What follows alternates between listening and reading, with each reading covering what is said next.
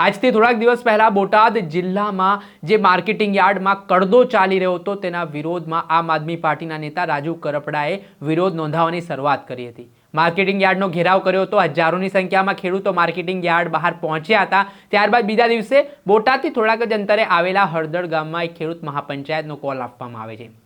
જો કે આ મહાપંચાયતને પોલીસની મંજૂરી ન હોવાથી બપોરનો સમય હતો, પોલીસ ત્યાં પહોંચે છે। એક તરફ રાજુ કરપડા સભા કરી રહ્યા હતા ને અચાનક જ પોલીસ છે તે ત્યાં પહોંચતા ગ્રામજનો છે તે ઉશ્કેરાઈ જાય છે અને પોલીસ પર પથ્થરમારો કરવા લાગે છે અને પોલીસ પણ બદલામાં લાઠીચાર્જ કરે છે અને આ ઘટનામાં 85 જેટલા લોકો સામે હત્યાના પ્રયાસનો ગુનો નોંધાયો હતો। પરંતુ હળદર ગામમાં એ દિવસે સાંજના સમયે જે એક ઘરમાંથી ઢસડીને પોલીસ ત્યાંના ખેડૂતોને લઈ ગઈને જે માર મારવામાં આવ્યો હતો તેના કારણે આ ઘટનાના પગલે હજી પણ હળદર ગામના કેટલાક લોકો જેલમાં બંધ છે। અને હવે આ વચ્ચે રાજુલાના ધારાસભ્ય કોળી સમાજના આગેવાન હીરા સોલંકી જે હળદર ગામના લોકો છે તેમને મળવા માટે પહોંચ્યા હતા, તેમને સાંત્વના પાઠવી છે, તેમને હિંમત આપી છે, આશ્વાસન આપ્યું છે અને જે ઘટના બની છે જેમાં કોળી સમાજના યુવાનોને લઈને તેઓ શું કહી રહ્યા છે તેમને સાંભળો। ક્યારેક છે ને આપણા ઉશ્કેરેટમાં આવીને આપણા સમાજના યુવાનો છે ને ક્યારેક ન કરવા જેવું બી કરી બેઠે છે, જે કડવું સત્ય છે, સમજો વાતને।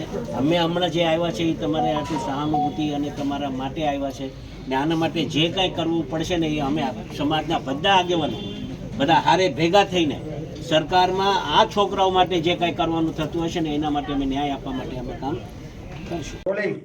હીરાભાઈ, આજે તમારી હળદર ગામની મુલાકાત શું? બસ સમાજે યાદ કર્યા અને હળદર ગામમાં જે બનાવ બન્યો એ તો દુઃખદ બનાવ છે, પણ બનવા જોગ બની ગયું છે।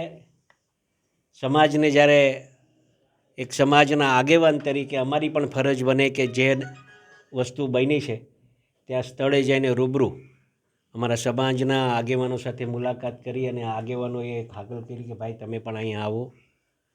મારા સાથે મારો ભત્રીજો પણ દિવેશ પણ સાથે આવ્યા છે। મોટા ભાઈની આજ્ઞા હતી કે હીરાલાલ તમે ને દિવેશ બેય જઈ આવો અને એના અનુસંધાને અમે અહીંયા આવ્યા છીએ અને સાંભળીએ છીએ બધાને શું બનાવ, કઈ રીતે બનાવ અને સંપૂર્ણપણે સરકાર પણ આની ચિંતા કરે છે।